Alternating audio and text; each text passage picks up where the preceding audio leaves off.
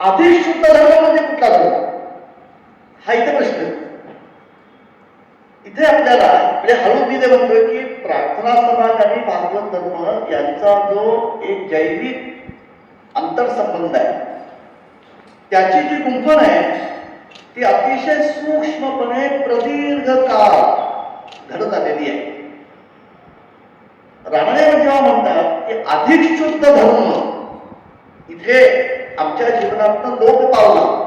प्राध्यापक श्री अभयजी टिळक यांनी आज प्रार्थना समाज यांनी आयोजित केलेल्या कार्यक्रमात भागवत धर्म व प्रार्थना समाज यांचा संबंध कसा आहे, त्यावेळी प्रार्थना समाजाची गरज काय होती, अशा अनेक बाबींबाबत त्यांनी आपले विचार सर्वांसमोर उपस्थित केले.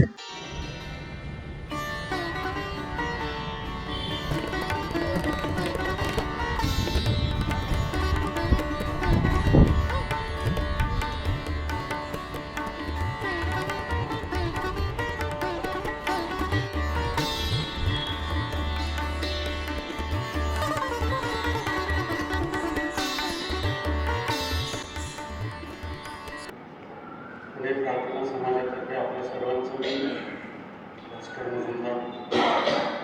स्वागत करतो. चैत्रोत्सवाचा आपला पहिला दिवस आहे.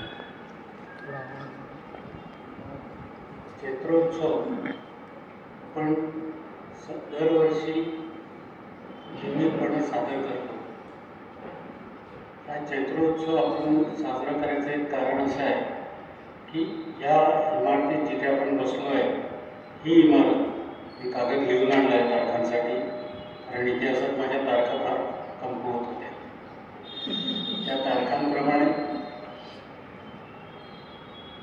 मुंबई प्रार्थना समाज 1867 सुरू झाला. त्याबद्दल आपल्या सगळ्यांना माहितीच आहे. दादोबा पांडुरंग वगैरे वगैरे सर्व त्याच्यात अर्थात न्यायमूर्ती रानडे भांडारकर यांचाही सहभाग होता. मुंबई प्रार्थना समाज हा ब्राह्मण समाजाची स्थापना कलकत्त्यामध्ये झाल्यानंतर बऱ्याच वर्षानंतर सुरू झाला. त्याला कारण थोडंसं असंही होतं की ब्राह्मण समाजाचे काही प्रचारक जे होते ते मुंबईत आले आणि त्यांनी व्याख्यान दिली, आणि तेव्हा असं त्या समाजातल्या धोरणींच्या प्रगत लोकांच्या लक्षात आलं की आपण त्याच्यासाठी धडपड करतोय. मुंबईमध्ये ही चळवळ सुरूच होती की खरा धर्म आणि खऱ्या धर्माचं अनुसरण हे कशा पद्धतीने व्हावं, आणि म्हणून ते एक इनफॉर्मल वेनी मीटिंग बोलवत असत. त्या सगळ्या बैठका मुंबईत होत असत. परंतु या ब्राह्मण समाजाच्या धोरणाने केलेल्या इथल्या प्रवचनामुळे, भाषणामुळे त्यांनी प्रेरित होऊन मुंबई प्रार्थना समाजाची स्थापना केली. जरी मुंबई प्रार्थना समाज आणि ब्राह्मण समाज यांच्यामध्ये बरंचसं साम्य असलं तत्वांमध्ये, तरी सुद्धा एक छोटासा फरक होता. ब्राह्मण समाजाची स्थापना झाली तेव्हा कलकत्त्यामध्ये, तेव्हा राजा राममोहन राय, म्हणजे 1857च्या आधीची गोष्ट. राजा राममोहन रायांना अनेक रूढी परंपरा ज्या अत्यंत अमानुष होत्या, त्याच्यातली एक आपल्या सगळ्यांना माहितीच असेल, सतीची परंपरा. त्या परंपरेच्या विरुद्ध जाऊन कर्मकांडाला त्यांना विरोध करावा लागला, आणि त्यांनी त्याच्या विरुद्ध जाण्याचा जास्त प्रयत्न केला. आणि त्यांनी जो आधार घेतला खऱ्या धर्माचा, तो उपनिषदातून घेतला, वेदातून घेतला. हा वेदातला जो आणि उपनिषदातला जो आधार होता तो अतिशय प्राचीन काळात होता. पण महाराष्ट्रात जेव्हा प्रार्थना समाजाची स्थापना झाली तेव्हा काळ हा तेवढा प्राचीन नव्हता. जरी जुनाच काळ असला तरी त्या मानाने महाराष्ट्रात सुधारणेची चळवळ थोडीशी सुरू झालेली आहे. आणि त्यामुळे या सगळ्याला एक पार्श्वभूमी अशी पण होती जी न्यायमूर्ती रानडे आणि भांडारकरांनी अतिशय समर्थपणे प्रार्थना समाजाची तत्व सांगताना ब्राह्मण समाजाच्या तत्वाशीच सर्व मिळती जुळती आहे. परंतु त्यात एक फरक असा आहे की त्यांनी आधार हा बराचसा इथल्या तुलनात्मकरित्या अलीकडच्या काळातल्या संत परंपरेशी जोडला. त्याच्यातलं एक उत्तम उदाहरण म्हणजे आज आपण जिथे बसलोय इथे भांडारकरांनी दर आठवड्याला ही इमारत पूर्ण झाल्यानंतर याचं उद्घाटन झाल्यानंतर दर आठवड्याला एक मीटिंग होत असे आणि तिथे तुकाराम महाराजांच्या अभंगाची गाथा, त्याच्यामधले अभंग यांचा परामर्श घेतला जात असे.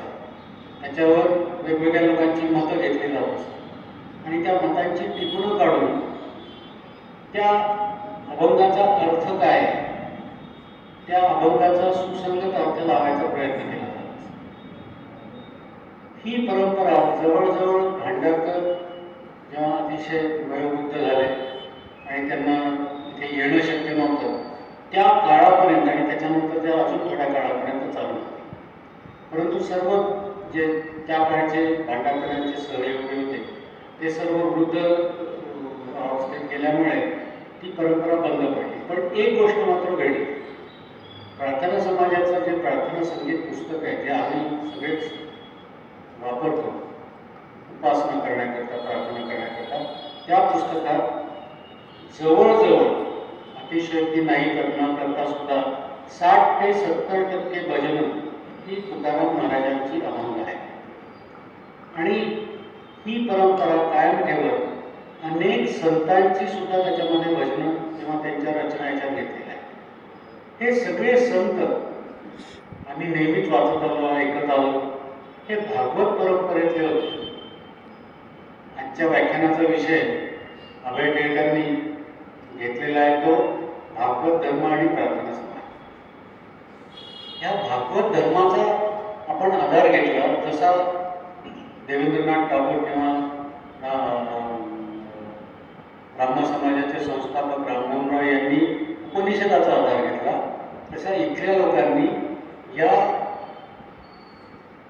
भागवत धर्माच्या तत्वांचा आधार घेतला असं म्हणायला हरकत नाही. आणि हा आधार देऊन त्यांनी प्रार्थना समाजाचं कार्य पुढे केलं. त्याच्यामुळे एक वेगळंच त्याला स्वरूप आलं, म्हणजे तो इतर समाजापासून वेगळा पडला असं झालं नाही. आज सुद्धा प्रार्थना समाजात बरेचदा बहुतेक वेळेला आमच्या कार्यक्रमामध्ये जसं भाषण, प्रवचन किंवा उपासना प्रार्थना असते तसंच एक कीर्तन नावाचा एक प्रकार असतो. ही कीर्तनाची परंपरा तुम्हाला आश्चर्य वाटेल, गुरुवर्य भांडारकरांनीच सुरू केली. ते अतिशय उत्तम कीर्तनकार होते. त्यांनी ही कीर्तनं सुरू केली आणि त्याची वारंवारिता, फ्रिक्वेन्सी ज्याला आपण इंग्रजीमध्ये म्हणतो, ती अतिशय उत्तम होती. त्यांनी अनेक कीर्तनं या हरिमंदिरात केली. ही कीर्तनाची परंपरा भागवत धर्माशी सुसंगत आहे, तसंच वारकरी संप्रदायाशी सुद्धा सुसंगत आहे. कुठेतरी हा एक महत्त्वाचा दुवा प्रचलित समाजाच्या वेगवेगळ्या विभागात आजही अनुसरला जातो आणि हा दुवा फार महत्त्वाचा दुवा आहे. प्रार्थना समाजाच्या प्रार्थनेच्या उपासनेच्या पद्धतीमध्ये आणि भागवत धर्माच्या ज्या काही त्यांच्या पद्धती आहेत त्याच्यामध्ये. पण हा भागवत धर्म आणि प्रार्थना समाजाचा संबंध काय आहे हे समजून घ्यायचं असेल तर पहिले मी सुद्धा त्या बाबतीत अजाणच आहे. आज आपण अभय टिळकांकडनं ही अपेक्षा करू ते आम्हाला सांगतील. पहिले सगळ्यात महत्त्वाचं समजून घेणं महत्त्वाचं आहे, भागवत धर्म म्हणजे काय आणि मग प्रार्थना समाजाशी त्याचं नातं कसं जुळतं हे बघितल्यानंतर आपल्याला एक वेगळाच दृष्टिकोन त्याच्यामधनं मिळू शकेल अशी आशा वाटते. ह्या हरिमंदिराचं उद्घाटन चैत्र वद्य 6 शके 1831 म्हणजे इंग्रजी कॅलेंडरनुसार तारीख 18 एप्रिल 1909 या दिवशी झाला. हा दिवस चैत्र महिन्याप्रमाणे बुधवारी येतो, पण आपण आपल्या सोयीनुसार, आणि इथे मी तुकाराम महाराजांचा एक आधार देऊ इच्छितो, अवघा तो शकुन हृदयी देवाचे चिंतन. सगळे क्षण आम्हाला शुभ आहे, ज्या ज्या क्षणी आम्हाला परमेश्वराचं चिंतन करावं असं वाटतं. ह्याच अनुषंगाने आम्ही शनिवार रविवार, आज पहिल्या दिवशी अभय टिळकांचं व्याख्यान आहे. अभय टिळकांची ओळख करून द्यावी असं मला सांगण्यात आलं. अभय टिळकांची ओळख करून द्यायची म्हटल्यानंतर माझ्यासमोर थोडा एक मोठा प्रश्नचिन्ह उभं राहतं. कारण अभय टिळक मला इतका परिचित आहे की अतिपरिचयात आता काय म्हणजे त्याची काय अजून ओळख करून द्यायची. कारण अभय टिळक आणि मी हे जवळजवळ 1978 पासून एकत्र शिकलो. गोखले अर्थशास्त्र संस्थेत आम्ही दोघांनी आमचं पदवीचं शिक्षण, पदव्युत्तर शिक्षण, MPhil पूर्ण केलं. त्याच्यानंतरही आम्ही सतत संपर्कात होतो. एकाच ऑफिसमध्ये कार्यालयात आम्ही कामाला होतो. आणि अभय टिळक कित्येक पावलं पुढे जाऊन त्यांनी अनेक पदं भूषवली. नामदेव अध्यासन जे विद्यापीठात होतं त्याचे ते अधिष्ठाता होते, प्रमुख होते. आळंदीचा जो विश्वस्त मंडळ आहे त्याचेही ते प्रमुख होते, काही काळ त्याचे सभासद होते. अशा अनेक ठिकाणी अनेक पदांवर त्यांनी काम केलेलं आहे. ते सांगण्याचं इथे काही गरज नाही, मला वाटतं आपल्या सगळ्यांना ते साधारणतः माहीतच आहे. परंतु एक गोष्ट मला आवर्जून सांगावीशी वाटते की माझ्या व्यक्तिगत अनुभवातून अभय हा किंवा हे फक्त अभ्यास करून त्याच्यावर भाषण देणाऱ्यांपैकी नाही. त्यांनी जो अभ्यास केला आहे तो अभ्यास त्यांनी आपल्या आयुष्यात उतरवलेला आहे. हे मी अगदी ठामपणे सांगू शकतो. कारण अनेक उदाहरणं माझ्या डोळ्यासमोर आहेत की त्यांच्या वागण्यात, त्यांच्या एकूण निर्णयात याचं प्रतिबिंब उमटतं. एक साधं उदाहरण द्यायचं तर तुम्ही एक पेपरमध्ये बातमी वाचली असेल किंवा नसेल, मला आठवत नाही. अशा बातम्या छोट्याच येतात बहुतेक वेळेला. नामदेव अध्यासनात ते काम करत असताना त्यांना जो मानधन मिळायचा, त्यांना जो पगार मिळायचा, तो त्यांनी तिथनं पायउतार होताना युनिव्हर्सिटीला परत दिला. त्यांनी काय कारण सांगितलं, मी एक क्षणाचं सुद्धा काय केलं नाही इथे बसून. मी असं काहीच कॉन्ट्रीब्यूट केलं नाही की ज्याच्याकडून त्या मानधनाचा मी हक्कदार होईल. म्हणून ते सगळं मानधन त्यांनी त्यांना देऊन टाकलं. त्यांना सांगितलं तुम्हाला तिथे योग्य वाटेल तिथे तो खर्च करा. इतक्या मोठ्या मनाचा माणूस आणि सच्चा दिलदार माणूस हा संत वाङ्मयाचा अभ्यासक आहे. अनेक तुकाराम महाराजांचे अभंग त्यांना तोंडपाठ आहेत. अनेकदा बोलता बोलता सहज गप्पा मारताना सुद्धा ते त्याचा संदर्भ देतात. इतकं त्यांचं त्याच्याशी आपलं अंतरंग जुळून आलेलं आहे. त्या अभय टिळकांकडनं आज आपण भागवत समाज आणि प्रार्थना समाज या संबंधी ऐकायचा आनंद लुटूया. आभारी आहे. नमस्कार. नेहमीची ओम मी म्हणून सुरुवात करतो की काव्य भास्कर जे बोलला ते आपण त्या घटकावर बाजून ठेवूया. कारण मित्रप्रेम असं नसतं. आणि आणखी 2 वर्षांनी आमच्या परिचयाचा सुवर्ण महोत्सव साजरा केला. त्यामुळे 48 वर्ष ज्या कुटुंबाशी घनिष्ठ संबंध आहे त्याला कौतुक वाटण्यामध्ये स्वाभाविक आहे. मुख्यतः आज चैत्रोत्सवाचा प्रारंभ महाराष्ट्रातल्या प्रबोधन पर्वामध्ये ज्या संस्थेचं कार्यकर्तृत्व हे असाधारण, दैदिप्यमान, म्हटलं तर क्रांतिकारक, पण प्रामुख्याने उत्क्रांतीवरती भर देणार आणि परिवर्तनामध्ये विवेकाची कास सोडायची नाही, हा जो एक अत्यंत महत्वाचा पदर आहे एकूण आपल्या सामाजिक वाटचालीमध्ये, त्याचं भान सतत जागत ठेवण्याचं आवाहन त्या धर्मविचाराने केलं. त्या प्रार्थना समाजाच्या या अत्यंत पुनीत वास्तूमध्ये आताच भास्कर म्हटल्याप्रमाणे तिथे आदरणीय डॉक्टर भांडारकरांनी उपासना चालवल्या, कीर्तनं केली. त्या वास्तूमध्ये आज आपण मला आचरण केलं त्याबद्दल पहिल्यांदा मी अत्यंत मनपूर्वक आपले ऋण व्यक्त करतो. खास करून नमिता इथे करून त्यांनीच मला पहिल्यांदा फोन केला आणि भास्करच्या संपूर्ण कुटुंबाशी गेली आता जवळपास अर्धशतक कुटुंबाला परिचय आहे. त्या परिचयाची मला लाभलेली ही सगळ्यात मोठी देणगी आहे. म्हणजे इथे विशेष करून मी अत्यंत आवर्जून त्यांची मला आठवण येते ते म्हणजे अभय शर्मा.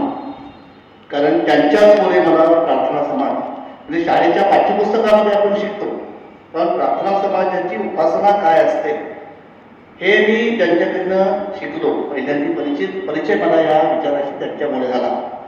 तर त्यांच्याही आठवणीला नमस्कार करतो आणि आजच्या आपल्या विषयाकडे आपण बघूया.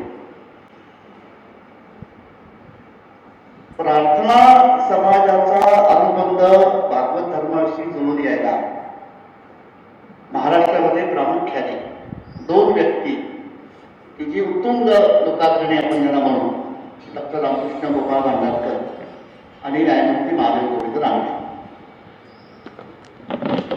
ब्राह्मण समाजाच्या विचाराची नाव ही या महाराष्ट्रामधल्या उपासना विश्वामध्ये साधारणपणे 13व्या शतकापासून जो एक अत्यंत महत्वाचा प्रभाव राहिला भागवत धर्माचा, त्या भागवत धर्म विचाराशी ती नाव जोडून देणं हे एका पातळीवरती अत्यंत स्वाभाविक जितकं आहे तितकंच मी चांगल्या अर्थाने अत्यंत हा शब्द वापरतोय. ती एक अत्यंत बेलाग अशी व्यूहरचना आहे. It was a very smart strategy. चांगल्या अर्थाने म्हणतो का त्याचा आपण पुढे करूया. कारण प्रार्थना समाजाचं कार्य म्हणजे प्रथम स्थापना आणि कार्य ज्या काळामध्ये सुरू झालं तो काळ हा महाराष्ट्रामधला एक अतिशय मोठा संक्रमण पर्वाचा काळ आहे. म्हणजे 1818 मध्ये पेशवाई लयाला गेली, ज्याला आम्ही मराठा साम्राज्य म्हणतो. ते मराठा साम्राज्य लयाला गेलं. पुण्यामध्ये एल्फिन्स्टनची कारकीर्द सुरू झाली आणि ज्याला अव्वल इंग्रजीचा अंमल म्हणतात, त्या अव्वल इंग्रजीचा अंमल सुरू झाल्यानंतर इथे जे खूप मोठं स्थित्यंतर झालं. त्या काळामध्ये एक खूप मूल्यात्मक पोकळी इथल्या समाजव्यवस्थेमध्ये निर्माण झाली आणि त्याची अतिशय प्रकर्षाने जाणीव ही डॉक्टर रानडे आणि न्यायमूर्ती भांडारकर यांना प्रकर्षाने झालेली त्यांच्या लेखनामध्ये आपल्याला दिसते. जो नवमध्यम वर्ग ब्रिटिश शासन इथे स्थिरावल्यानंतर इथे निर्माण झाला, प्रामुख्याने तो सगळा मध्यमवर्गीय शिक्षित होता. शिक्षक, पत्रकार, न्यायाधीश, मुख्य म्हणजे इंग्रजी अंमलानीमध्ये ज्या इंग्रजी वेगवेगळ्या कचेऱ्या होत्या त्याच्यामध्ये काम करणारा कारकून, हे सगळे जे सुशिक्षित वर्ग हा जो निर्माण झाला मध्यम वर्ग, त्या मध्यम वर्गाची जी त्यावेळेची अवस्था होती ती फार गमतीशीर होती. गमतीशीर अशा अर्थाने की एकतर नवीन इंग्रजी शिक्षणामुळे ज्याला आपण परंपरेचा एक अतिशय भक्कम असा आधार किंवा अभिमान असतो, तो हळूहळू विलग व्हायला लागला. त्याचवेळी नवीन पूर्णपणे आधुनिक जीवन पद्धती सुद्धा आजवळीत पडलेली नव्हती. म्हणजे आपल्या मराठीमध्ये फार सुंदर म्हण आहे, जरा गमतीशीर आहे ती, की ओवळं सोडून ठेवलंय आणि सोहळं सापडत नाही, असा जो कालखंड आहे तो हा सगळा कालखंड आहे प्रार्थना समाजाच्या थोड्या आधीचा. म्हणजे साधारणपणे 1827 हा जो महात्मा फुलेंचा जन्म साल आहे. आता महात्मा फुलेंच्या जन्माचा यंदा 200वी शताब्दी आता आपण साजरी करतोय. त्याच्यानंतर जे इथे नवचिंतन सुरू झालं त्यातला एक प्रवाह हा होता की जुन्यापासून आपण खूप लांब येतोय. अजून नवीन पोटोमध्ये स्वीकारलेलं नाहीये, अशी नवशिक्षित नवमध्यम वर्गाच्या एका मोठ्या उपवर्गाची ती अवस्था होती. दुसरा वर्ग जो होता तो दुसरा वर्ग शिवरायांपासून स्थापन झालेलं आमचं स्वराज्य का फुटलं याच्या कारण मीमांसेमध्ये अतिशय जाणीने मग्न होता. त्या घटकाचं एक निरीक्षण असं होतं की आमची समाज व्यवस्था अतिशय निकृष्ट बनली आणि मूल्य व्यवस्था अवनत झाल्यामुळे आमचं राज्य गेलं. म्हणजे ब्रिटिशांची आमच्यावर मान पक्की का बसली तर प्रामुख्याने उत्तर पेशवाईमध्ये जे एकूणच मूल्य ऱ्हासाचं पर्व इथे निर्माण झालं त्याच्यामुळे आमचं राज्य गेलं. ह्या बाबीवर न्यायमूर्ती रानडेंची एक अतिशय मार्मिक टिप्पणी आहे. ही टिप्पणी न्यायमूर्तींची जी आहे ती म्हणजे न्यायमूर्तींच्या मतात मी या ठिकाणी वेगळं काही बोलावं असं अपेक्षित पण नाही आणि खरं गरज नाहीये. इतका न्यायमूर्तींचा आपल्याला परिचय आहे. अखंड अध्ययन आणि व्यासंग हे जे न्यायमूर्तींचं वैशिष्ट्य होतं त्या काळामध्ये फुरसतीच्या वेळात न्यायमूर्ती Ranade selection from the Peshwa diaries म्हणून पेशव्यांच्या कारभारामध्ये काही जे वेचे तेव्हा प्रकाशित झाले होते त्याचं वाचन त्यावेळी रानडे करत होते आणि त्याच्यावरती त्यांचा एक प्रदीर्घ निबंध आहे. त्या निबंधाचा जो शेवट आहे तो अत्यंत मार्मिक आहे. म्हणजे रानडे आणि एकूणच त्या संपूर्ण काळातली सजग पिढी आम्ही का सत्ता भ्रष्ट झालो याची जी जबाबदार चिकित्सा करत होते त्या चिकित्सेमध्ये रानडेंचं वाचन असं होतं. मी तो त्यांचं ते उद्धृत मी आपल्याला वाचून दाखवतो. रानडे असं म्हणतात की का मराठी साम्राज्य आमचं लयाला गेलं तर कोण जातीय अनन्यतेच्या लपलेल्या प्रवृत्ती व धार्मिक अहंकार लवकरच उघड होऊ लागला आणि त्या भर म्हणजे उच्चस्तरीय सभ्यतेची पातळी गाठणे, कला व विज्ञान, उदार सामाजिक राज्यव्यवस्थेचे लाभ व अधिक शुद्ध धर्म हा जरा थोडा मी अधोरेखित करतो व अधिक शुद्ध धर्म यांच्या विकासाचा अभ्यास करणे याबाबत हे शासन पूर्णतः अकार्यक्षम ठरले. मी पुढचं वाचत नाही वेळ पण नाही की मुळात आमच्याकडे काय झालं. मी एकूण राजवटी बोलतो राजवटी एकूण समाज होतो त्यावेळेचे. रावणांचं निरीक्षण असं आहे की अधिक शुद्ध धर्माची आमची कास सुटली. हे वाक्य जे आहे ना हे फार मार्मिक आहे. कारण अधिक शुद्ध धर्म म्हणजे कुठला धर्म हा इथे प्रश्न. इथे आपल्याला म्हणजे हळू मी ते म्हणतोय की प्रार्थना समाज आणि भागवत धर्म यांचा जो एक जैविक आंतरसंबंध आहे त्याची जी गुंफण आहे ती अतिशय सूक्ष्मपणे प्रदीर्घ काळ घडत आलेली आहे. रानडे जेव्हा म्हणतात की अधिक शुद्ध धर्म इथे आमच्या जीवनातून लोप पावला आणि मग बाकी सगळ्या गुणांना आमचा परमोत्कर्ष होऊन सत्ता गेली. अधिक शुद्ध धर्म म्हणजे कुठला धर्म हे जर बघायचं असेल तर आपल्याला ज्ञानेश्वरीमध्ये एक ओवी उपयोगी येते. ज्ञानदेवांची ओवी अशी आहे म्हणजे कृष्ण अर्जुनाला असं म्हणतात की आमच्याकडे परंपरेमध्ये अवतार ही संकल्पना आहे. हा अवतार काय करतो कृष्णा म्हणतो मी अवतार आहे. माझं अवतार घेतल्यानंतर काम काय आहे ते महत्वाचं आहे. कृष्ण असं म्हणतो म्हणजे ज्ञानदेवांची ओवी अशी आहे दैत्यांची कुळे नाशी साधूंचा मामुंगी धर्मासी नीतीची शेजवरी. हे अत्यंत मार्मिक ज्ञानदेवांचं वचन आहे. कृष्ण म्हणतो बाकी ते पवित्रालय साधून वगैरे ठीक आहे ते मी करतोच पण सगळ्यात महत्वाची गोष्ट म्हणजे ज्या धर्मविचाराची सांगड नीतीशी पडलेली आहे अशा धर्मविचाराची पुनर्स्थापना करणं हे अवताराचं मुख्य कार्य आहे. मला असं वाटतं रावणे ज्याकडे निर्देश करतायत की अधिक शुद्ध धर्माची आमची कास सुटली, जे प्रामुख्याने उत्तर पेशवाईमध्ये सगळी आवृत्ती जी घडून आली त्याच्यामध्ये अधिक शुद्ध धर्माची आमची कास सुटली, पर्यायाने धर्म आणि नीती यांची फारकत झाली. ज्या धर्माची सांगड नैतिकतेशी बसलेली नाही त्या धर्माचा स्वाभाविक भर हा निकृष्ट कर्मकांडावरती एकवटणं, त्यातून धर्मशीलतेऐवजी धार्मिकतेला उन्माद येणं आणि जीवनामधली मूल्यांची जी एक बांधिलकी आहे ती विस्विषित होणं, म्हणजे अधिक शुद्ध धर्मापासून आम्ही आहोत. हा जो धागा आहे की रावणे आणि पुढे आपल्याला त्याची उद्धृत आपण बघणार आहोत. प्रामुख्याने रावणे आणि भांडारकरांच्या धर्मपर व्याख्यानामध्ये याचा वारंवार उल्लेख.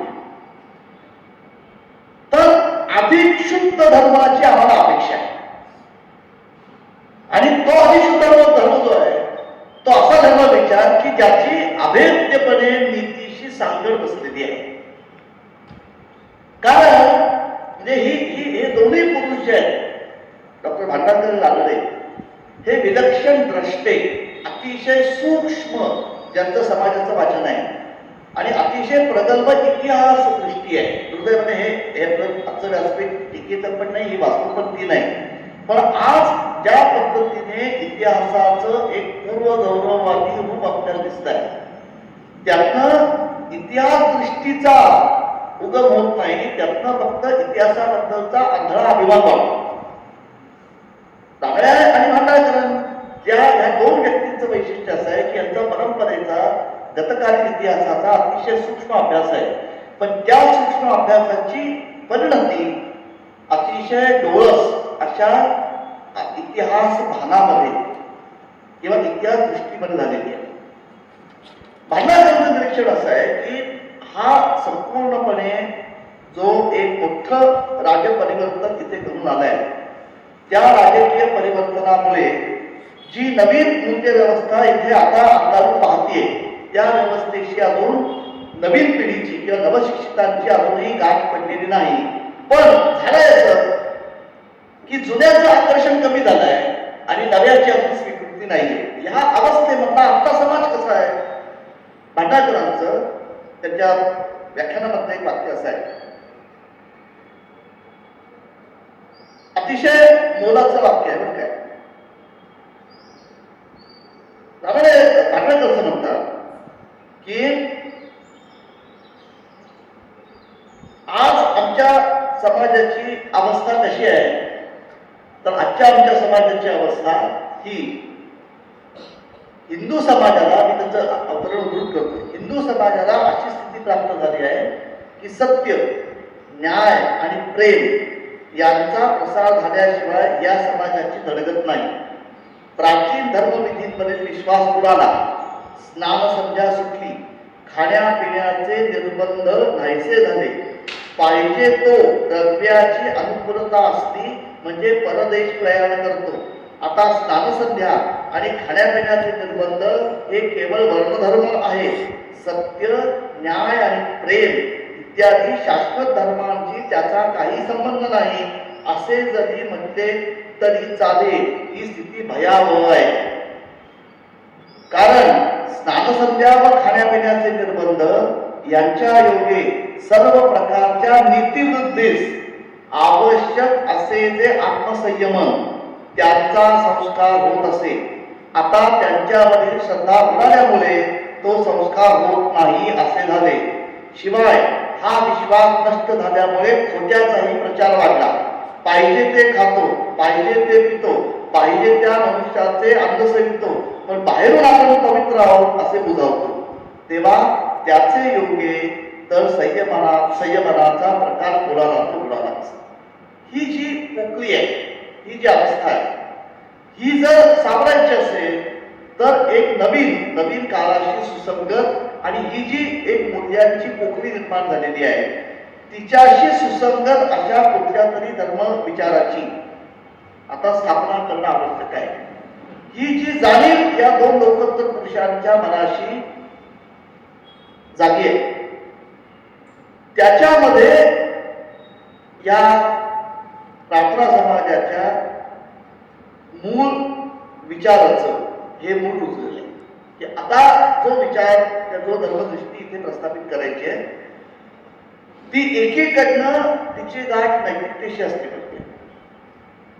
तिच्यामध्ये परंपरा आणि आधुनिकता याचा समाधान संयम असला पाहिजे आणि व्यक्तीचा विकास होत असताना सामाजिक उन्नती ही हातात हात धरून चालली पाहिजे. म्हणजे व्यष्टी आणि समष्टी यांच्या संयुक्त उन्नयनाचा ज्याच्यामध्ये गाभा विचार आहे अशी एक विचार चौकट प्रस्थापित करणं हे जे त्या काळामधल्या या लोकांना जाणवलेलं आव्हान आहे. त्याच्यामध्ये प्रार्थना समाजाच्या विचाराचं बीजारोपण आहे. आता हे जे बीजारोपण आहे हे गमतीशीर आहे. मी गमतीशीर असं करता म्हणतोय की इथे पुन्हा आपल्याला प्रामुख्याने डॉक्टर रामणे यांनी न्यायमूर्ती रामणे आणि डॉक्टर भांडारकर यांच्या म्हटल्याप्रमाणे इतिहास दृष्टीचं जे आपल्याला कौतुक वाटतं आणि आपण टिकून जातो. हे प्रयत्न झाले नाहीत का? तर हे प्रयत्न झाले होते. आणि खरं म्हटलं तर म्हणजे 1840 पासून साधारणपणे प्रामुख्याने परमहंस सभेची जेव्हा स्थापना इथे झाली तेव्हापासून हा जो विचार होता की आमच्या समाजामध्ये जे दुर्गुण साचलेले होते त्याच्यामुळे आज आम्ही परवश बनलेलो आहोत आणि हे जर दुर्गुण दूर करायचे असतील तर संपूर्ण मध्ययुगामध्ये ज्या सगळ्या जीवनराहांवरती धर्मविचाराचा अतिशय मोठा पगडा होता त्या आमच्या धर्मविषयक समजुती किंवा धर्मश्रद्धा ह्या आता परिष्कृत करण्याची गरज आहे. अधिक शुद्ध धर्म रामदेव म्हणतात की ज्या धर्माचा आणि नीतीचा अत्यंत घनिष्ठ संबंध आहे तो जर आपल्याला आता प्रस्थापित करायचा असेल तर तो विचार कोणता असावा आणि तो विचार रुजवण्याची संस्थात्मक रचना कशी असेल.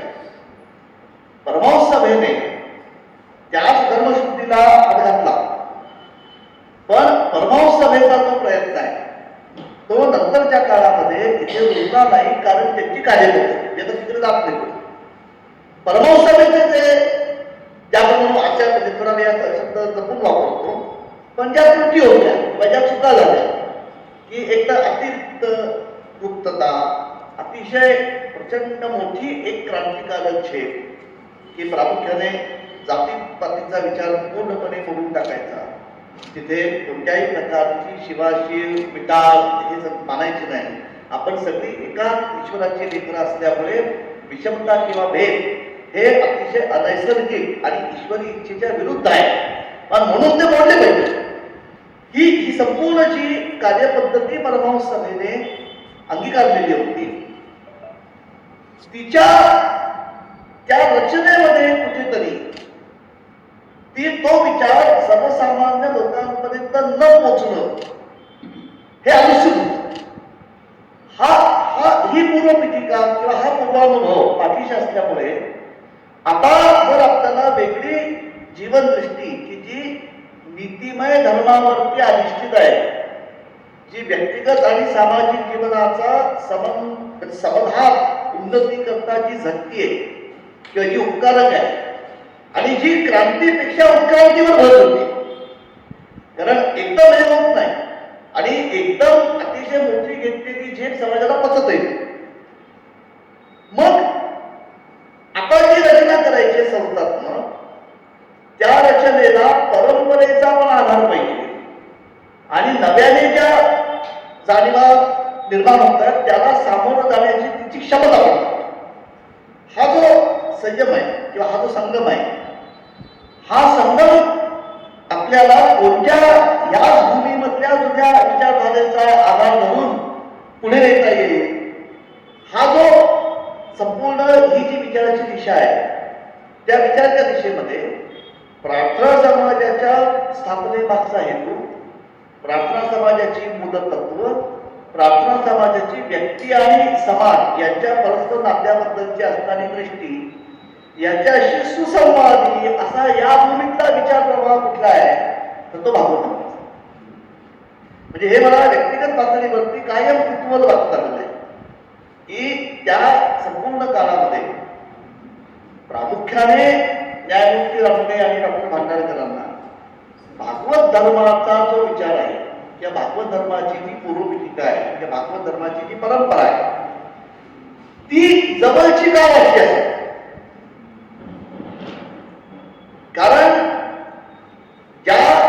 जी प्राणभूत मूल्य आहेत प्रार्थना समाजाची आणि प्रार्थना समाजाला अभिप्रेत असणार जे ईश्वर तत्व आहे किंवा देव हे जे तत्व आहे की जी ज्या सगुण निराकार ब्रह्मतत्वाची संकल्पना प्रार्थना समाजाच्या उपासना विश्वाच्या केंद्रस्थानी आहे, असं सगुण निराकार असं देवत्व हे कुठल्या विचारसरणीमध्ये किंवा कुठल्या आपल्या परंपरेतल्या कुठल्या अध्यात्म विश्वामध्ये आपल्याला सापडतं, हे जेव्हा डॉक्टर भांडारकर जाणले बघत असले पाहिजे तेव्हा एक गोष्ट पटकन हा सगळा मी फक्त बिंदू जोडतोय बरं का, हे का शक्य आहे.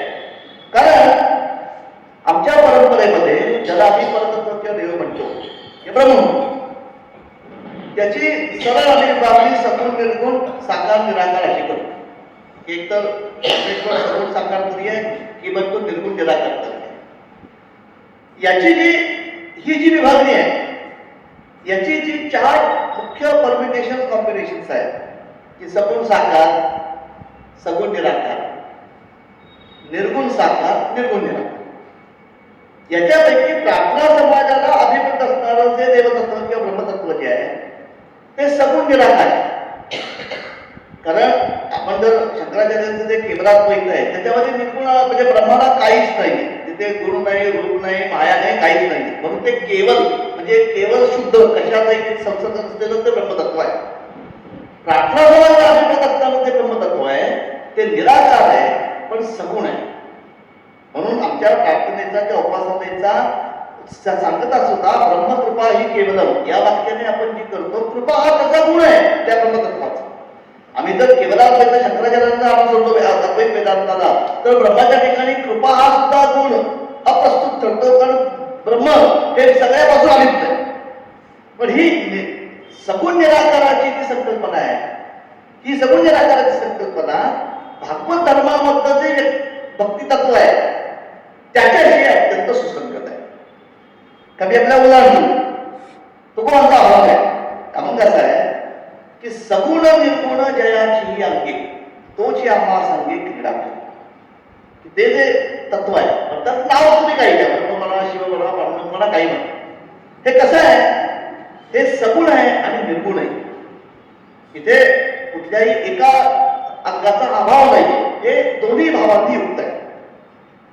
आणि विशेषतः वारकरी संप्रदायामधल्या तुकोबांचे जे अभंग आहे त्या अभंगाच्या मध्ये मी म्हटल्याप्रमाणे ही 4ही ज्या संभाव्य मुख्य जोड्या आहेत की सगुण साकार, सगुण निराकार, निर्गुण साकार, निर्गुण निराकार, याची वर्णन करणारे आपल्याला मुबलक त्याच्यामध्ये अभंग सापडतात. कारण भागवत धर्माला अभिप्रेत असताना जे देवतत्व आहे ते एकांगी नाही. तू जाते तुकोबांचा पहिला अभंग असा आहे, समचरण दृष्टी वेगेवरी साजी तेथे माझी हरी कृतीला आणि कन लगे माईक पदार्थ तेथे माझे आठवू नको दे.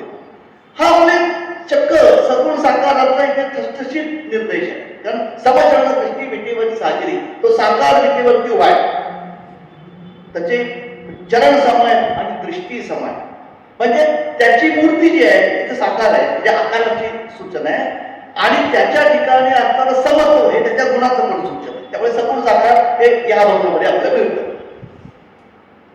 आता सगुण निराकार तुकोबांचा एक फार गोड अभंग असा आहे की महाराज असं म्हणतात की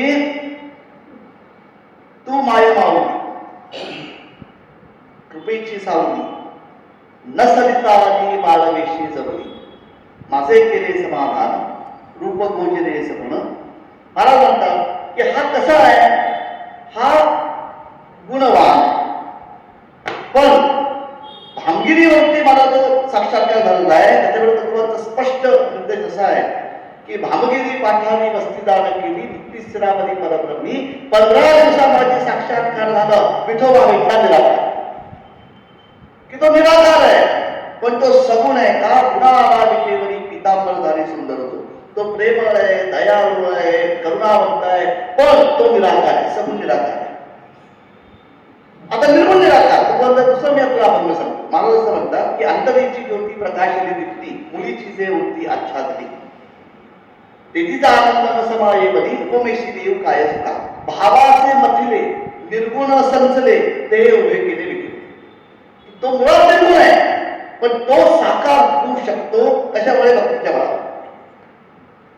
ही जी भागवत धर्मामधल्या भक्ती तत्वाचं एक वैशिष्ट्य आहे की इथे आराध्य असणारं देवतत्व आहे. ते सगुण साकार आहे, सगुण निराकार आहे, निर्गुण साकार आहे, निर्गुण निराकार आहे. त्यामुळे प्रार्थना समाजाचं जे श्रद्धा विश्व आहे त्याच्या केंद्रस्थानी असणारी सगुण निराकार ब्रह्मतत्वाची जी संकल्पना आहे तिची उपासना याच भूमीमधल्या एका अत्यंत जुन्या प्राचीन सगळ्या समाजामध्ये झिरपलेल्या भागवत धर्म विचारामधल्या भक्ती तत्वाशी सुसंगत आहे. हा अत्यंत म्हणजे सहज स्वाभाविक अनुबंध आहे. एक दोन हा जो भागवत धर्म विचार आहे हा भागवत धर्म विचार आहे पुन्हा प्रार्थना समाजाची जी समाज उन्नतीबाबतची जी भूमिका आहे त्याच्याशी विलक्षण सुसंगत. हा जो अनुबंध आपण म्हणतोय की प्रार्थना समाज आणि भागवत धर्म हे इतकं रसायन त्या संपूर्ण काळामध्ये इथे का रुजलं आणि त्याच्यामागे रामने आणि डॉक्टर मांडाळकर यांच्यासारख्या दृष्ट्यांची जी दृष्टी आहे ती कशी आहे आणि ती कशातनं उत्क्रांत झाली. हा जो भागवत धर्म विचार आहे याचा जर आपण थोडा इतिहास बघितला तर या भागवत धर्म विचारामध्ये याचा जो उगम आहे हा उगम तसा आपण बघायला गेलो तर महाभारतामध्ये आहे. म्हणजे महाभारताच्या शांती पर्वामध्ये व्यासांनी भागवत धर्माचा उल्लेख केलेला आहे. तिथे व्यासांनी त्याला शब्द वापरला नारायण लिहिलं कारण त्याचं हे दुसरं नाव आहे. व्यासांचे शब्द असे व्यास असं म्हणतात की नारायण पर्व धर्म पुनरावृत्ती दुर्लभा प्रवृत्ती लक्षणश्चैव धर्मो नारायण. की हा जो नारायणीय किंवा भागवत धर्म जो आहे हा कसा आहे तर हा ज्याला मोक्षाची अपेक्षा आहे तो मोक्षदायक आहे. म्हणजे तो एका अर्थाने म्हटलं तर निवृत्तीपर. पण त्याच वेळी प्रवृत्ती लक्षणश्चैव धर्मो नारायणात्मका तो भागवत धर्म हा प्रवृत्तीप म्हणजे माणसाच्या ऐहिक जीवनाची धारणा करण्यासाठी जी जीवनदृष्टी आवश्यक आहे तिचंही सिंचन घडवणं म्हणजे पर्याय अत्यंत संतुलित जीवनदृष्टी आहे. तुकोबे फार गोड होता. माझं असं म्हणतात प्रवृत्ती निवृत्तीचे आत्मीया भाग उतरले चांग रसाई. की माझ्या जीवनाची मी जी रचना केलेली आहे ती कशी आहे प्रवृत्ती आणि निवृत्ती. म्हणजे म्हटलं तर वैराग्य आणि म्हटलं तर कमालीची कर्मशीलता याचा अतिशय सुयोग्य संतुलित संगम माझ्या जीवनामध्ये मी साधला. मी म्हटलं आपण सांगत नाही. शेवट त्याचा असा आहे आरोग्यता पका पावना अष्टांगी मिरविला रंगी निजात्मन. की प्रवृत्ती आणि निवृत्ती या दोन ज्या बाबी आहेत जीवनाची अंग आहेत याच्यापैकी कुठल्याही एक टोक न दाखता यांचा समन्वय साधणारी जी जीवनदृष्टी आहे तिच्यामुळे माझं संपूर्ण जीवन निरामय बनलं. आरोग्यता पावना महाराज म्हणतात अष्टांगी आरोग्य अष्टांगी पावना का विरविलारंगी निजात्मरंगी. म्हणजे आमचं व्यक्तिगत आणि सामाजिक जीवन जर निरामय निरोगी बनायचं असेल तर जी जीवनदृष्टी आवश्यक आहे की तिथे टोकाचं वैराग्य पण नाही की त्यातनं समाजाकडे किंवा कुटुंबाकडे पुन्हा पाठ करून आहे आणि कमालीची भोगनोदुकता पण नाही, अशी जी जीवन दृष्टी बदली संपूर्ण आपण विशेषतः भागाची जी व्याख्या आहे ती जर आपण नीट बघितली तर हा जो प्रवृत्तीचा अंग आहे त्याचा अखंड त्याच्यामध्ये विचार. 2 3 हा जो भागवत धर्म आहे, या भागवत धर्माचं जे भक्ती तत्व आहे त्या भक्ती तत्वाला 2 अंग आहेत. त्यातलं पहिलं अंग आहे नामचिंतनाचं आणि दुसरं अंग आहे लोकसंग्रहाचं.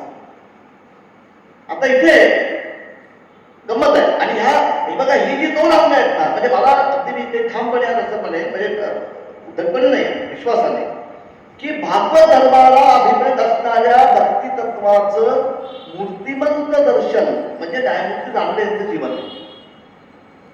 हा भागवत धर्माला अभिप्रेत असणारा नामचिंतनाचं जे अंग आहे भक्तीचं ते चित्तशुद्धीसाठी आहे, ते मोक्ष मिळवण्यासाठी नाहीये. आपलं जीवन जर नीतिमान म्हणायचं असेल आणि शुद्ध म्हणायचं असेल तर आपली विचार प्रक्रिया शुद्ध पाहिजे, त्याच्यासाठी मन शुद्ध पाहिजे आणि नामचिंतन मन शुद्ध करण्याचं साधन आहे. तर पुढचा प्रश्न असा आहे की असं ज्याचं मन शुद्ध झालंय त्याने काय करायचं, त्याने संन्यास घ्यायचा का? तर नाही, भगत धर्म विचार असं म्हणतो अशी ज्याची बुद्धी शुद्ध झालेली आहे, ज्याला स्वतः करता आला जगाकडनं काही मिळवायचं राहिलेलं नाही, अशा व्यक्तीने मग समाजालाही उन्नत बनवण्यासाठी कार्यरत बनलं पाहिजे. म्हणून भागवत धर्मामध्ये जे लोकसंग्रहाचा अंग आहे किंवा लोकसंग्रहाचं जे दुसरं परिमाण आहे त्याला 2 उपांग आहे. एक आहे लोकशिक्षणाचं आणि दुसरं आहे लोकांच्या कल्याणाचं, म्हणजे लोककल्याण आणि लोकशिक्षण. हा जो भागवत धर्माबद्दल विचार आहे, आता मी फक्त आपल्याला न्यायमूर्ती रामयांचा त्यांच्या संपूर्ण जीवन कालामध्ये ज्या सगळ्या संस्थांशी प्रत्यक्ष अप्रत्यक्ष संबंध येऊन गेला त्यांची फक्त आपल्याला यादी वाचून दाखवतो. ही यादी जवळपास 17 संस्थांची आहे. मी जर म्हटलं की लोकसंग्रह हे जे भागवत धर्माला अभिप्रेत असणाऱ्या भक्तीचं दुसरं अंग आहे त्याचा संपूर्ण दर्शन रानड्यांच्या जीवन राहणीमध्ये पडतं, कारण त्या लोकसंग्रहाची लोकशिक्षण आणि लोककल्याण ही जी 2 उपांग आहे त्या 2 उपांगांची जडणघडण तत्कालीन समाज व्यवहारामध्ये घडावी याच्यासाठी संस्थात्मक पातळीवरती काम करण्याची जी अत्यंत नेत्याची भूमिका न्यायमूर्ती रानड्यांनी त्यांच्या हयातीमध्ये निभावली.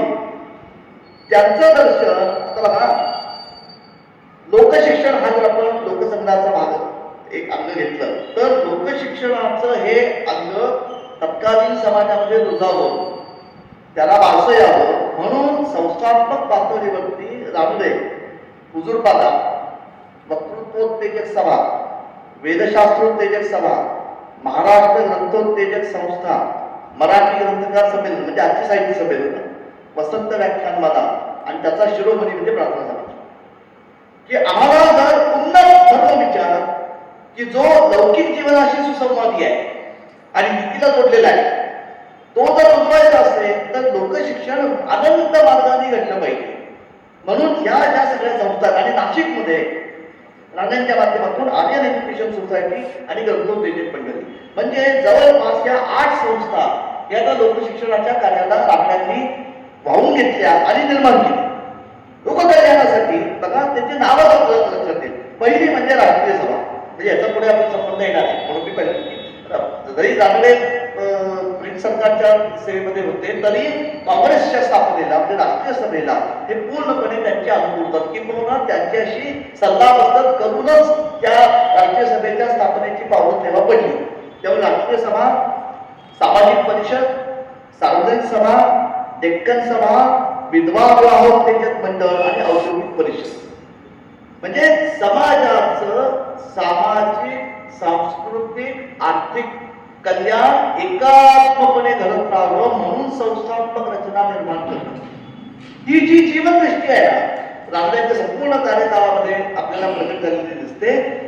तिचा भागवत धर्म प्रणित भक्ती विचाराशी आणि मग संपूर्ण रामदेव नाईक डॉक्टर भागात आपण जर व्यक्तिगत जीवन बघितलं तर त्यांचा साधन शुचितेवरती असणारा कटाक्ष, नैतिकतेबद्दलचा असणारा त्यांचा आग्रह आणि रामदेवचं जे अनेक जी गायकवाडमध्ये गोपालकृष्ण गोखलेंनी प्रख्यात आठवण ठेवलेली आहे की लखनौच्या पावलासून येताना पहाटे 4च्या सुमाराला आगगाडीमध्ये गोखलेंना जेव्हा जाग आली आणि कुठेतरी अत्यंत मधुर आवाजामध्ये अभंग म्हणताय अशी तेव्हा त्यांना जाणवलं तेव्हा त्यांनी बघितलं तर वरच्या बर्थवरती न्यायमूर्ती रानडे बसलेले होते आणि अत्यंत तल्लीन होऊन एकताने डोळे मिटून ते तुकोबांचे अभंग म्हणत होते आणि त्यावेळी त्यांच्या डोळ्यामधनं अखंड अश्रू वाहत होते ही जी एक विमल अवस्था आहे अंतःकरणाची जे भक्त धर्माच्या भक्ती विचाराला अभिप्रेत असणारं नामचिंतनाचं फलित आहे याचा संपूर्ण संगम आपल्याला राहण्याच्या जीवनामध्ये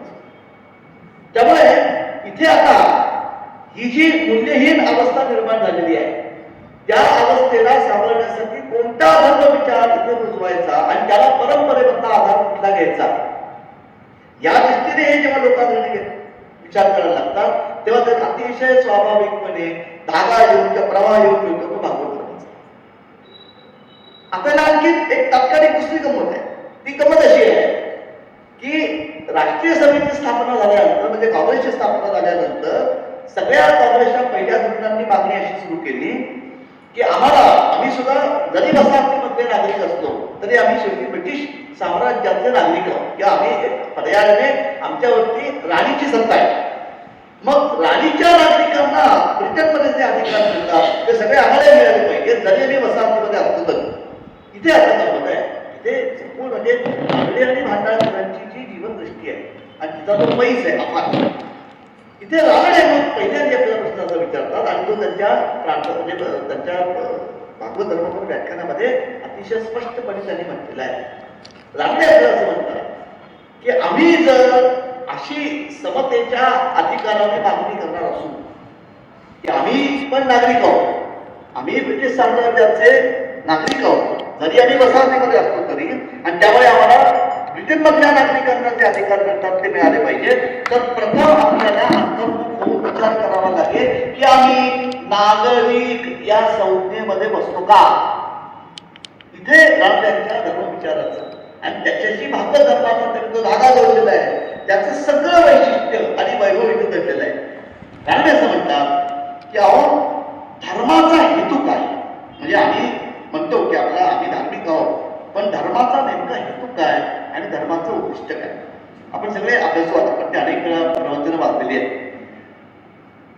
धर्माचं रहस्य काय किंवा धर्माचा हेतू काय असा प्रश्न उपस्थित करून एका व्याख्यानामध्ये रानडे असं निसंदिग्धपणे सांगतात की सुखप्राप्ती हे धर्माचा मुळात हेतूच नाही. त्यामुळे आम्हाला सुख लाभावं ते हे लोकांमध्ये असेल किंवा पर लोकांमध्ये असेल म्हणून जर कोणी धर्माचरणाला प्रवृत्त झाला तर त्यातनं काही हातात लागणार नाही कारण मुळात धर्माचा हेतू सुखप्राप्त्या नाहीच. मग धर्माचा हेतू काय आहे इथे आपल्याला रानड्यांची संपूर्ण जी दृष्टी आणि भागवत धर्माशी जो त्यांनी त्याचा धागा जोडलेला आहे कारण भागवत धर्मामधला धर्म विचार म्हणजे भक्ती विचार जो आहे तो नीतीला अनुलक्षित आहे. रामदेवांचं वाक्य असं आहे आपल्या व्याख्यानामधलं की सुखप्राप्ती हा धर्माचा हेतू नाही उलट मी ते अवतरण आपल्याला उल्लेख करतो भागवत धर्म मात्र असे सांगतो की केवळ सुखप्राप्तीकडे लक्ष दिले असता या धर्माचे रहस्य कोणाला करणार नाही.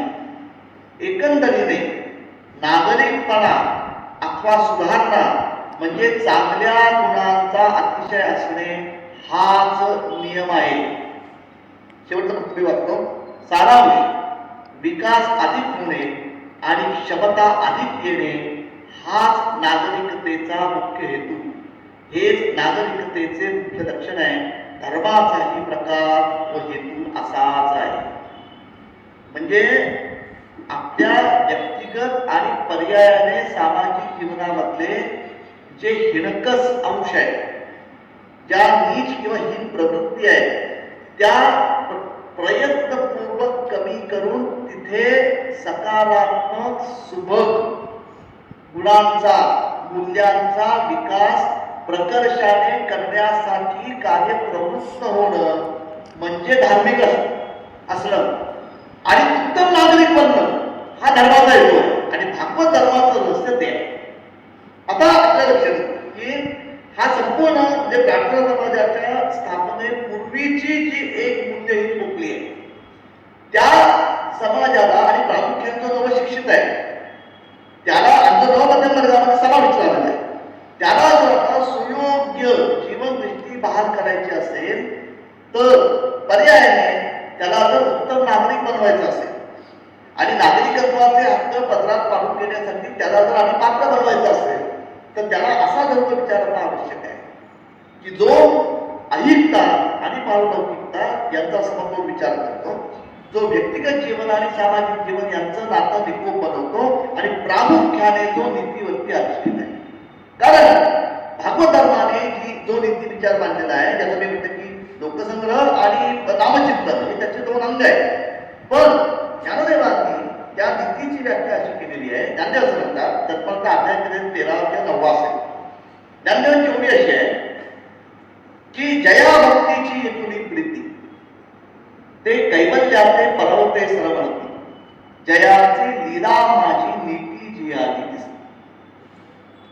की अर्जुना कशाला भक्ती म्हणायचं तर पहिल्या भाग आपण सोडू, कारण ज्याला म्हणजे समजा ज्ञानदेव सांगतात की जो खरा भक्त आहे त्याला मोक्षाची वगैरे काही फार साठ नसते आणि त्या समोर जरी मोक्ष उभा राहिला तर म्हणतो बाबा सध्या तुझी मला गरज नाही, तू लांब जे परवते सरवणती ते कैवल्याचे परवते म्हणजे मोक्ष. दुसरी ओळ जी आहे किंवा दुसरा अनाउन्स ओळीचा तो अत्यंत महत्वाचा आहे, जयाचे लीला माझी नीती जी आली दिसते. की ज्या व्यक्तीची साधी साधी कृती म्हणजे निर्हेतुक, आम्ही इंग्रजीला स्पॉन्टेनियस म्हणतो, ती स्पॉन्टेनियस कृती सुद्धा ज्याची नीतिमय असेल त्याला भक्तिवान म्हणते. म्हणजे सगळ्या प्रकारच्या अनियमितता करायच्या आणि मग कुठल्या तरी देवस्थानला किंवा संस्थांना मोठी देणगी द्यायची, याला भागवत धर्म नीती म्हणत नाही किंवा भक्ती म्हणत. जयाचे लीला माझी नीती जी आहे आणि मग ह्या पद्धतीची जर आम्हाला नीती अवलंबायची असेल तर ती जशी व्यक्तिगत पातळीवरती आवश्यक आहे तशीच ती समाजाभिमुख आणि सर्वसमावेशक सुद्धा असते. म्हणजे भागवत धर्माचं पुढचं लक्षण आहे की ज्याचा पुन्हा आपल्याला संपूर्ण अवलंब रानडे आणि भांडारकरांच्या एकूण कार्यामध्ये दिसतो. की भागवत धर्माने प्रवर्तित केलेलं हे जे भक्ती तत्व आहे ते एकीकडनं सोपं आहे आणि दुसरीकडनं सर्वसमावेशक आहे. रानड्यांच्या भागवत धर्मात्मक व्याख्यानांमध्ये या दोन्ही अंगांवर सुरुवातीच्या भाषणामध्ये वारंवार भर दिलेला आहे की एक याचा कर्मकांडावरती भर नाही. तुकोबांचा अभंग भांडाकरांनी पण कोट केलाय, रानड्यांनी कोट केलेला आहे. तीळ जातले तांदूळ कामक्रोध तैसीची खरं काय शंकरासी भाऊगा तर भजता पांडुरंग. त्याने नुसतं आम्ही यज्ञामध्ये हवन करत म्हणजे त्याची आहुती देत बसलो, तीळ आणि तांदळाची आहुती दिली, आमच्या आतले कामक्रोध जे आहेत ते तसेच आहे. म्हणजे काय करायचं हेच कळलं नाही का, तर ही पूर्णपणे जडत्व कर्माला आलेलं आहे. म्हणजे ज्या कर्माचा आंतरिक परिणाम होत नाही, पर्यायाने ज्याचं नीतीमध्ये परिवर्तन होत नाही, त्या धर्म विचारापासून समाज वाचवणं हे जे या दोन धोरणांच्या समोरचं उद्दिष्ट आहे. आणि त्याच वेळी त्या समाजामध्ये एक जबाबदार कर्मशीलता पण रुजली पाहिजे. म्हणून ही व्याख्या पुन्हा या दोन्ही लोकोत्तरांनी अनेक ठिकाणी उद्धृत केलेली आहे. एकनाथी भागवतामध्ये नाथांनी भागवत धर्म कशाला म्हणायचं आणि भागवत धर्माचा लौकिक अंग कसा आहे, नाथांचं वाक्य असं म्हणजे ओवी अशी आहे, हेतुकात्वा अहेतुक वैदिक लौकिक स्वाभाविक भगवंती अल्पे कर्मे लेख या नाम एक भागवत. की सगळ्या प्रकारची वाट्याला आलेली कामं ही सतत अखंड करत राहायची, मात्र ती कर्म झाली की ती ईश्वरार्पण करून टाकायची. रानडे आणि भांडारकर दोघांनी अनेक ठिकाणी याचा उल्लेख केलेला आहे. म्हणजे एक जबाबदार कर्मशीलता आहे आणि त्या कर्मामध्ये जडत्व नाही आहे, त्यामुळे नीतीचा विचार आहे. आणि त्याच वेळी सर्वसमावेशकताची, कारण मुळामध्ये नाट्यवांची आणखी गोष्टी सांगतो, कारण नाट्यांनी ह्या सर्वसमावेशकतेचा उल्लेख अनेक ठिकाणी केलेला आहे की समाजाचा आम्ही आज खटाटोप का करतोय? कारण हा सर्वसमावेशक आहे. ज्ञानदेवांची ओवी अशी आहे, तैसे शब्दे जे नव्हे ते घरोनिया अनुष्ठुभे स्त्री शूद्रात प्रतिभे सामावते. त्यांनी असं म्हणतात की व्यासांनी ती गीता का निर्माण केली? कारण तत्कालीन समाज व्यवस्थेमध्ये वेदज्ञानाचा अधिकार ज्या चारी वर्णामधल्या स्त्रिया आणि शूद्र समजले गेलेले समाजघटक जे होते त्यांना ज्ञानापासून वंचित ठेवलं होतं, त्याला ज्ञानाच्या कक्षेमध्ये आणण्यासाठी व्यासांनी गीता शब्दबद्ध केली. त्यांनी असं म्हणतात तेच मी काम आता करतो. तो आम्ही आता व्यासांची पदे पाहता पाहता आणि श्रवणकथा मराठीया संपूर्ण भक्ती विचार दाखवतात. सुलभता, सर्वसमावेशकता आणि त्याचा नीतीवरती असणारा भर, या तीन गुणांचं सिंचन ह्या नवीन ज्या व्यवस्थेला आपला समाज सामोरा जातोय त्याच्यावरती घडवणं आवश्यक आहे. आणि त्याच्याकरता परंपरेमधला जो विचार आहे तो भागवत धर्माचा आहे. म्हणून हा जो संगम आहे, हा संगम अतिशय स्वाभाविक आहे. आणि हे केवळ व्यक्तिगत पातळीवरती नाहीये, याचा आपल्याला सामूहिक पातळीवरती सुद्धा उपयोजन घडवून आणलं पाहिजे. किंबहुना भांडाकरांचं आपलं एक वाक्य वाचू लागतो. भांडाकरांचं वाक्य फार गोड आहे. आम्ही पारतंत्र्यामध्ये आहोत, कारण नुकतंच ते आवडीचा अंमल सुरू झालेला आहे. ही खंत दोघांच्याही मनामध्ये आहे. आणि भागवत धर्माची मूल्य आणि प्रार्थना समाजाचा गाभा हेतू यांची सांगड घालण्याने व्यक्तिगत जीवन उन्नत बनणं आणि त्याचवेळी राष्ट्रहितही साधलं जातं. याच्यात सुसंगती का एकावाक्यता कशी आहे? भांडाकरांचं वाक्य असं आहे, त्यातलं वाचून दाखवतो. भांडाकरांचं म्हणतात, राष्ट्रहित व्हावे याविषयी ज्यांची इच्छा असेल त्यांनी देवाची भक्ती, सत्यनिष्ठा, न्यायनिष्ठा, सर्व जनांविषयी प्रेम इत्यादी आध्यात्मिक गुण आपल्या प्रजेमध्ये आणण्याविषयी जीवे भावे झटले पाहिजे. हा न्याय आणि नीतीमध्ये असताना जो भर आहे याचा संबंध भागवत धर्माचा. कारण तो जो भक्ती विचार आहे भागवत धर्माचा, तो आधार नाही, त्याची सांगत नीतीशी बसलेली आहे. हाच मुद्दा भांडकर आणखी पुन्हा अधोरेखित करतात की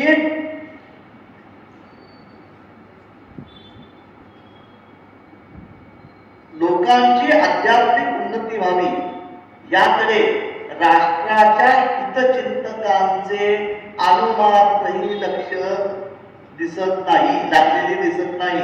आणि आध्यात्मिक उन्नती म्हणजे सत्यनिष्ठा, देवाविषयी प्रेम, सर्वजनांविषयी प्रेम ही प्रजेमध्ये वाढवण्याखेरीज राष्ट्राची कोणत्याही प्रकारची उन्नती व्हावयाची नाही, ही माझी प्रतिज्ञा आहे. हे जे संतुलन आहे की व्यक्तिगत पातळीवरती नामचिंतनाने स्वतःची आंतरिक शुद्धता घडवल्यानंतर त्या व्यक्तीने मग समाज हितासाठी कार्यप्रवृत्त व्हायला पाहिजे. ही प्रेरणा पुन्हा भागवत धर्माची. मी तुम्हाला ज्ञानदेवांची गोबी सांगतो. ज्ञानदेवांची गोबी अशी आहे, काही एखाद्यानं वैकुंठा जावे तव तीही वैकुंठची हे केले आगवे, माझे ती नामघोष गौरवे धवलले विश्व. किंवा तुमचा याच्यापेक्षा आणखी स्पष्ट उद्गार आहे. मला असं म्हणतात, तुका म्हणे ज्याला सकाळ सहित घेऊ अखंडित प्रेमसूत्र, की मी अरे एकट्याने अभ्यास करून, एकट्याने तप करून, स्वतःचा उद्धार करून याला काही फार पुरुषार्थ नाहीये, ते काय कुणी करेल. पण ज्याला सकाळ सहित ही वैकुंठाची हे केले आगवे, की मी एकट्याने वैकुंठात जाणार नाही, इथल्या प्रत्येकाला वैकुंठाबद्दल सुख अनुभवायला मिळावं म्हणून वैकुंठ मी पृथ्वीवरती आले. ही जी समाज हितैषी दृष्टी आहे, हा संपूर्ण विचाराला भागवत धर्मामध्ये भांडारकरांचं मी शेवटचं आपल्याला जे इथे 3 मोठे त्यांचे जे परिच्छेद ते वाचून दाखवणार आहे. म्हणजे या प्रार्थना समाज जे करण्यासाठी झटत होता त्याचा अनुभव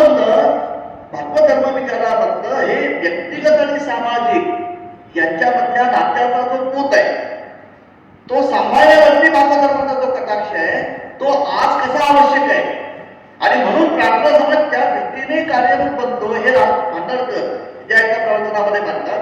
भांडारकर असं म्हणतात, बघा हे थोडं जरा काय काय अतिशय महत्वाचं आहे.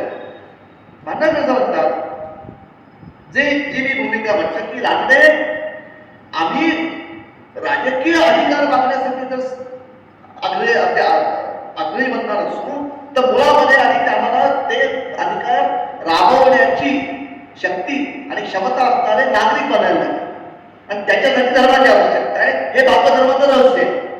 भांडारकर तेच म्हणतात. भांडारकर म्हणतात, हल्लीच्या स्थितीमध्ये आपणास राजकीय सत्ता प्राप्त व्हावी अशी इच्छा आमच्या मनामध्ये प्रकट झाली आहे. तीच अनुसरून जे हक्क आम्हाला मिळाले व मिळत आहेत त्यांची शब्दनीट आहे ना, त्यांची योग्य बजावणी करण्याकरता सत्य आणि न्याय हे संस्कार आवश्यक नाहीत काय? शहराच्या व्यवस्थेची सत्ता आम्हास प्राप्त झालेली आहे.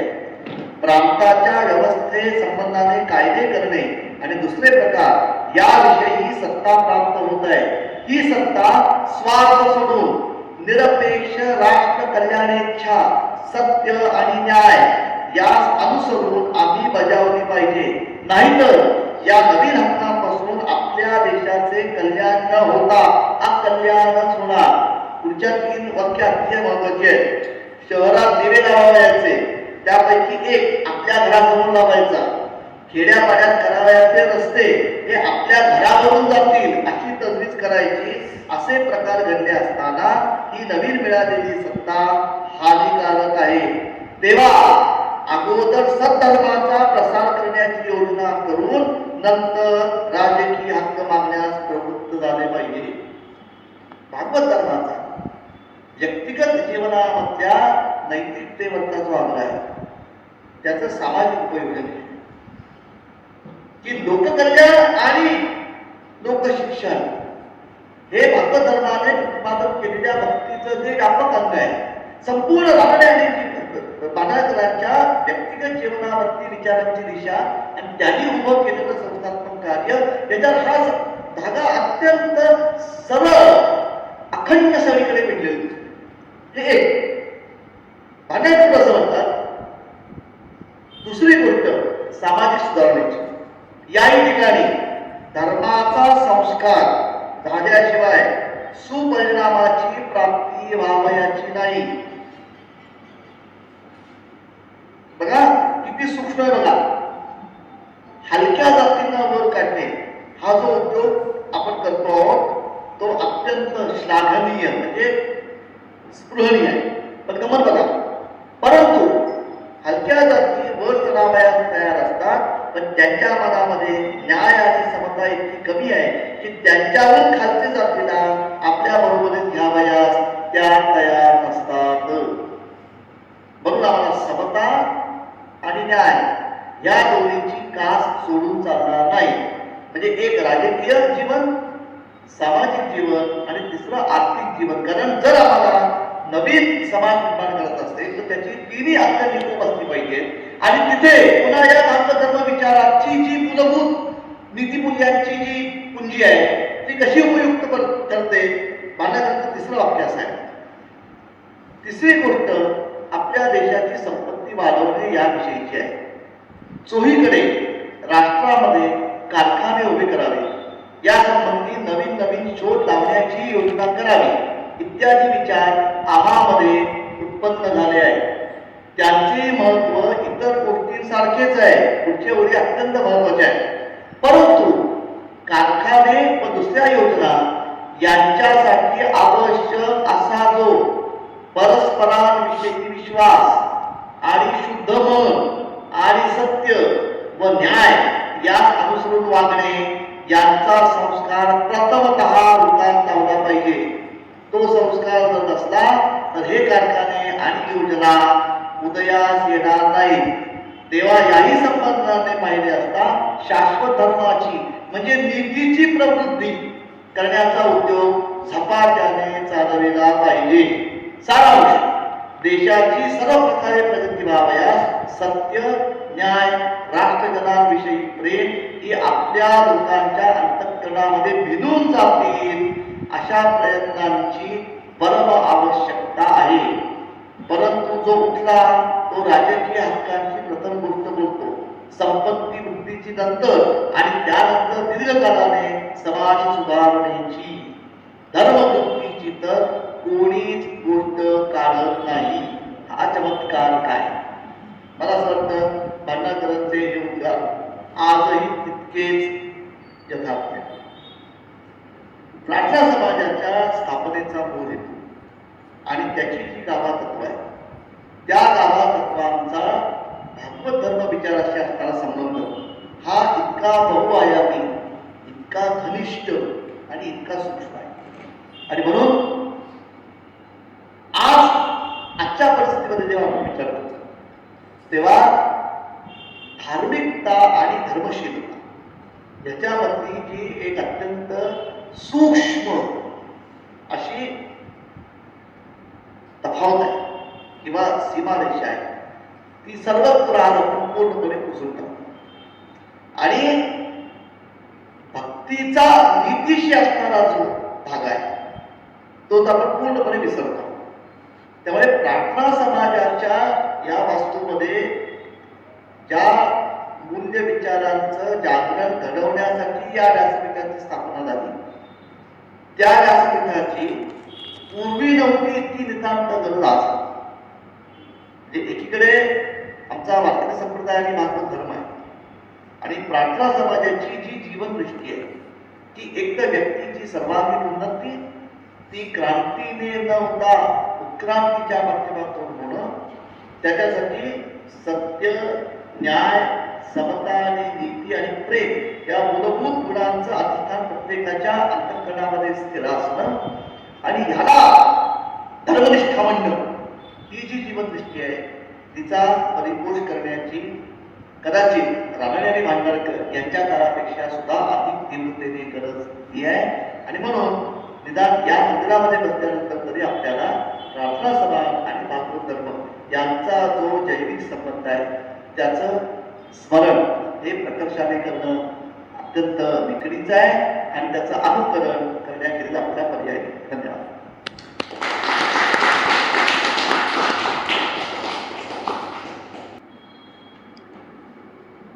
अभय टिळक यांनी अत्यंत अभ्यासपूर्ण भांडारकर, रानडे यांचा सखोल केलेला अभ्यास याच्यातनं दिसत होता, असं व्याख्यान केलं. भागवत धर्माला जे अभिप्रेत आहे ते धार्मिक उन्नतीचं तो धार्मिक उन्नतीचा मार्ग प्रार्थना समाजाने पण अवलंबला आणि त्या धार्मिक उन्नतीबरोबरच सामाजिक, राजकीय आणि इतर समुदायाच्या स्तरावर होणारी उन्नती साधायला हवी, असं प्रार्थना समाजाचं उद्दिष्ट त्यांनी रानडेंच्या उदाहरणातून दाखवून दिले. मला वाटतं बरेचसे प्रश्न जे आज उत्तरित आहेत आणि बरेचसे प्रश्न नवीन निर्माण झाले, पण मला खात्री आहे की भविष्यात सुद्धा आपण त्यांना बोलावून असंच अजून एक, मला आजच्या कार्यक्रमात तरी तो आपला हेतू नाही आहे, पण भविष्यात प्रश्नोत्तराच्या माध्यमातून आपण हाच विषय घेऊन त्यांना अनेक प्रश्न विचारू शकतो. त्यासाठी ते नक्कीच नकार देणार नाही अशी मला खात्री आहे. ते आज इथे आपला बहुमूल्य वेळ खर्च करून, बरोबरच बहुमूल्य वेळ आहे त्यांच्याकडे, कारण ते अत्यंत बिझी असतात. तुम्ही फोन करत त्यांचा फोन लागत नाही, लागला तर ते अत्यंत व्यग्र याच्यातून फोन येतो.